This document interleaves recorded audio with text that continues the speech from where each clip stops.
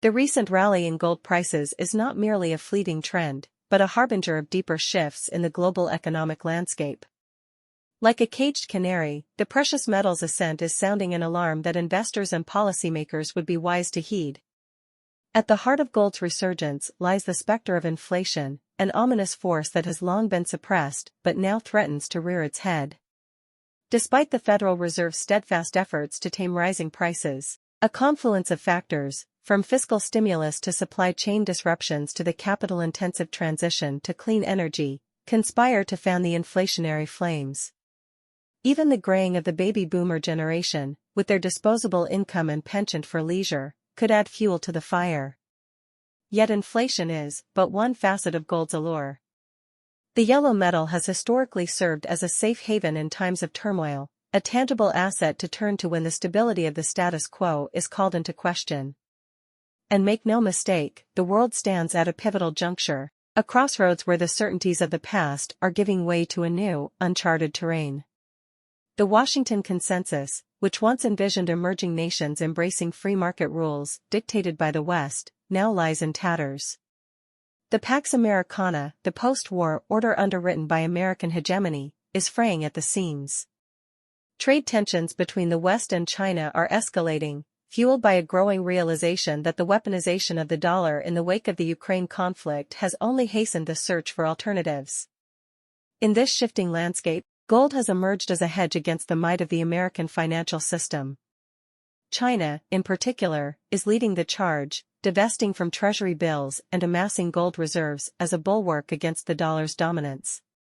A recent tweet by economist Brad Setzer underscored this trend, noting that China's holdings of U.S. financial assets as a share of its GDP have fallen to levels not seen since its accession to the World Trade Organization in 2001.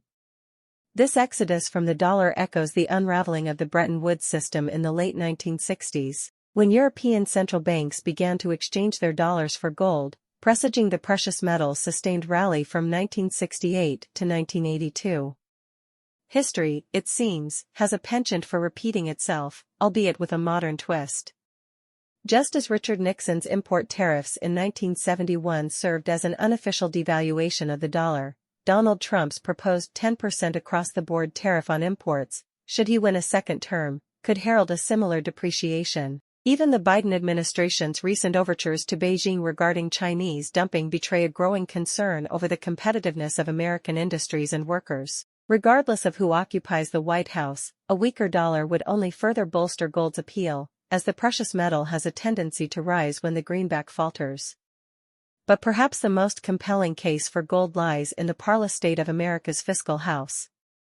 The Congressional Budget Office's projections paint a bleak picture, with U.S. debt projected to reach an unsustainable 172% of GDP by 2054.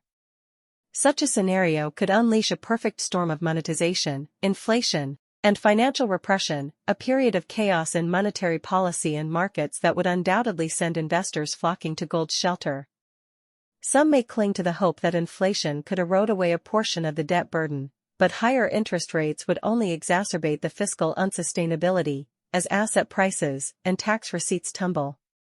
In this precarious dance, the Federal Reserve may ultimately be forced to capitulate, lowering interest rates to avert a debt spiral, as gold bull Luke Gromen has posited. Such a move, in turn, would only further stoke the flames of easy money, casting another favorable light on gold. In this strange moment of economic and political paradigm shifts, it seems that nearly every path leads to gold's ascendance. The glitter of the precious metal is not merely a fleeting fancy, but a warning sign, a signal that the global order we once knew is giving way to something new, something uncertain, and something that demands a reassessment of our investment strategies and economic assumptions. For those with the foresight to heed this ounce of caution, the rewards could be golden indeed.